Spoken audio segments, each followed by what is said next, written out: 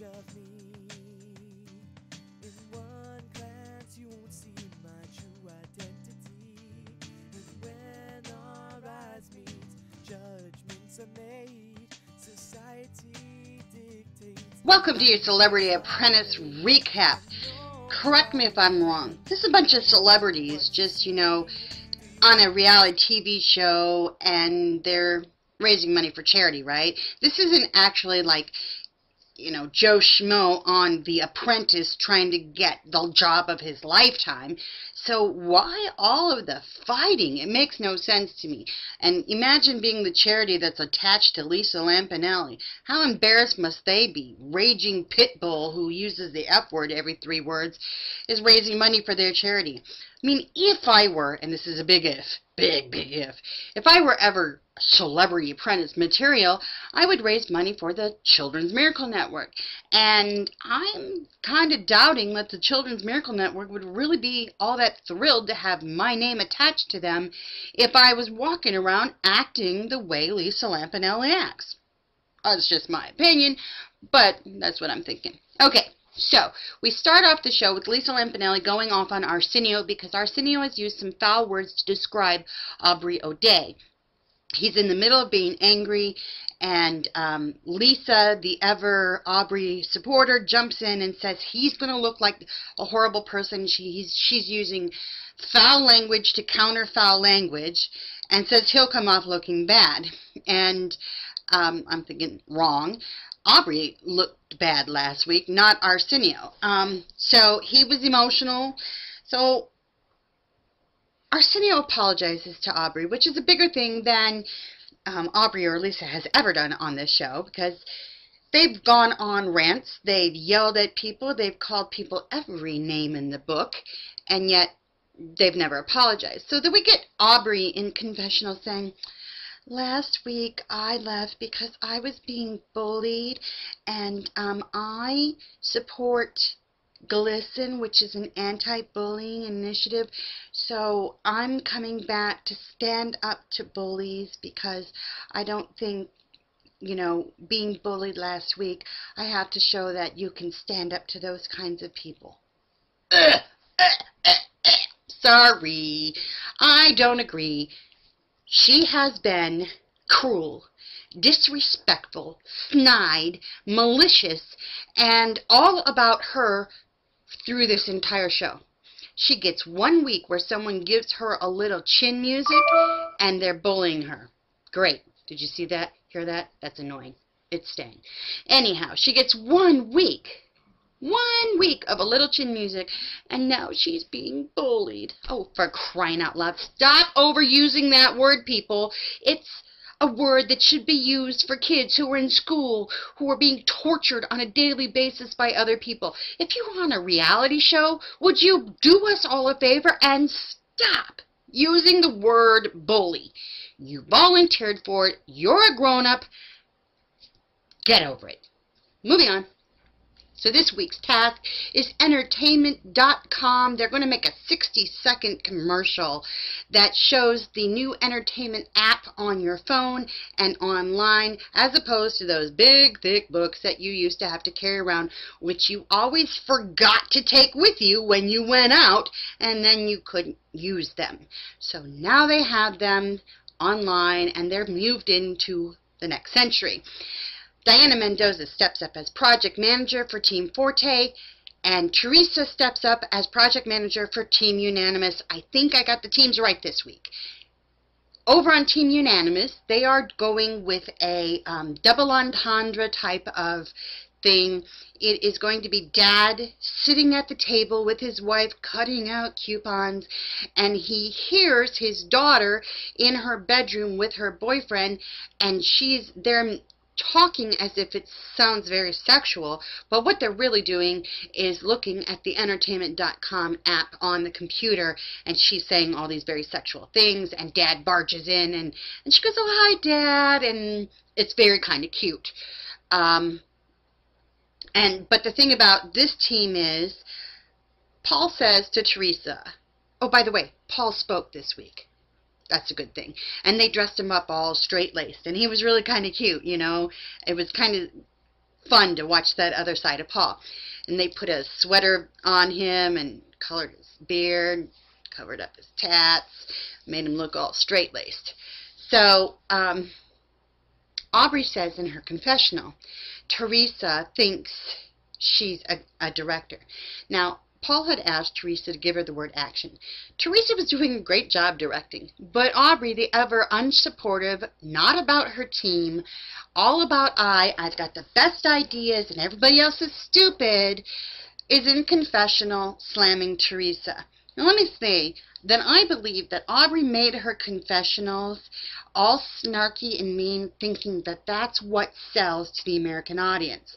Aubrey, you know how you're constantly saying it's all about business and being a smart business person, it's not personal?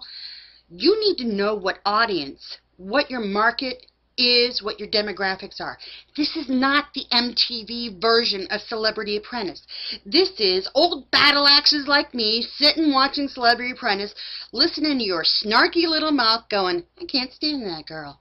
That's what it is, and if you were such a great businesswoman, you would have picked up on the right demographics. You made a big mistake. So, she's being snarky about Teresa, unsupportive of Teresa. Over on the other side, Dayanna Mendoza's doing a pretty good job, and Lisa's all like, Dayanna has a brain. Oh my gosh. And Dayanna's working, and Lou Ferrigno is being made, kind of edited to look like the idiot, because he keeps coming up to Dayanna and he's saying, I think we should get another camera angle. And Dayanna says, no. Lisa's supporting Dayanna, no, we're doing it just fine the way we're doing it. Because, you know, Lisa's all about contribute unless I don't want you to contribute. And when I don't want you to contribute, go away. So Lisa doesn't want any of Lou's suggestions. Problem is, when they get to the boardroom, Donald Jr. says that the executives didn't like that they didn't use more camera angles. They didn't like that they didn't use their own celebrities as actors. And they didn't like that they didn't get some overshots showing the actual app on the computer. Now, 2 out of those 3, Lou had suggested to his team more than one time, and he was turned down. Just because you're turned down doesn't mean you're not contributing. He was contributing, they were ignoring. Penn Jillette got another free ride this week because he gets to be there for a couple hours, fly off, do a job, come back, and somehow he gets credit for being great on the task. I don't get that. If I was flying off every 5 seconds, I think I would be in jeopardy of being, brought into the boardroom, but somehow he gets a free pass.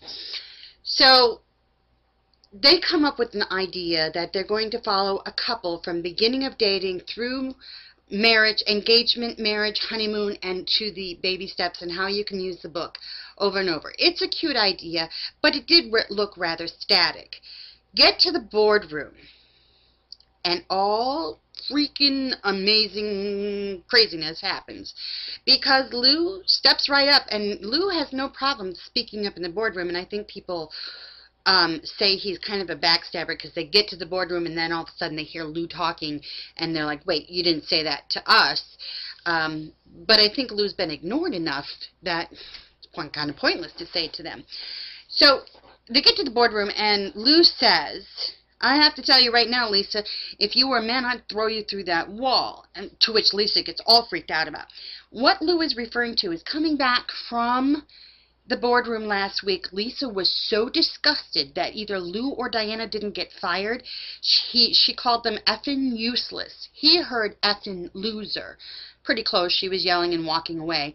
And she called them effing brainless, and she said they had 5 effing brain cells between them.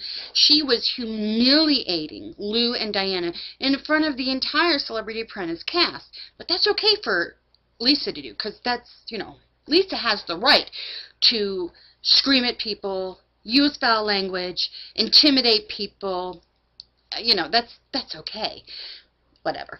So he brings that up, and he says, I'm going to tell you, you are disrespectful, you're angry all the time. All the things we've all been saying for weeks. He says, and she goes off on him as if he's done absolutely nothing. Did he do the computer task well? He said no, he didn't do it well, and he told Dayanna, I'm not good at this, you're going to have to help me. But he did have ideas, they just got ignored. And this is the mistake that has been made on Lisa's team week after week after week after week. People do have ideas, but if they differ from what Lisa has chosen to be the right idea, they get completely ignored, and Lisa has lost, what is it? They've done 9 tasks now. She's lost 7 of 9 tasks. Why this doesn't come back to haunt her in the boardroom is beyond me. She's been the writer and the creative person behind all of these losing tasks, and week after week, other people go home. You would think someone would figure out where the poison is. So Lou gets fired, but Lou made a critical error. Donald Trump asked him, after they showed both videos, which one did you think was better? And I guess Lou thought Donald actually wanted the truth. And that was the critical error. Donald was asking a question, and he expected you to lie to his face and say, oh, I like ours, even if you think that they didn't take the right direction, and you have to support your team to a fault. So Lou got fired for not supporting his team after being asked directly, which video do you think is best? And he said, I think the other team's was better. And he was right, because the other team won. Okay, so I'm not a huge Lou Ferrigno supporter. I'm just saying that in this task, he did point out the very things that the executive said were wrong with Dayanna's whole task. And so I think it was kind of unfair to say he did nothing. Now, Lisa. It's not good business to treat people like crap.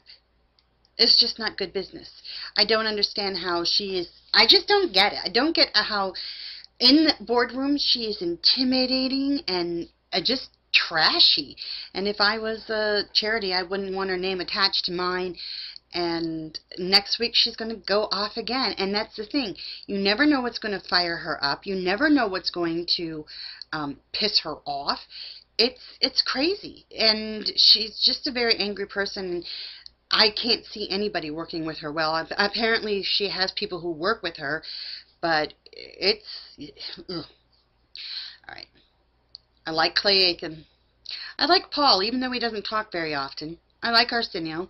I like Dayanna. I thought she should have listened to Lou a little more, but the way that he approached her, maybe it seemed wrong, but I think she was just so happy to not have Lisa yelling at her that she didn't want to risk pissing Lisa off by listening to Lou, you know.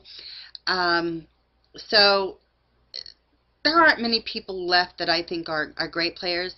Penn's very smart, but he flies off to do a job every day. My son said when he was watching all the screaming and yelling going on, the look on his face was like, well, this is why I work with somebody who never speaks. So Penn's very smart, but, you know, to fly off and come back, I think that's unfair to the team. I really do, and I don't understand why he keeps getting a pass on that. All right, this was my Celebrity Apprentice recap. A little bit of rambling there. I'll talk to you next week. Bye.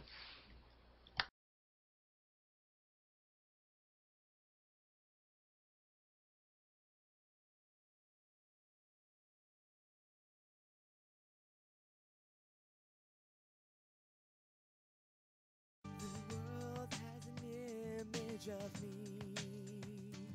In one glance you won't see my true identity. And when our eyes meet, judgments are made.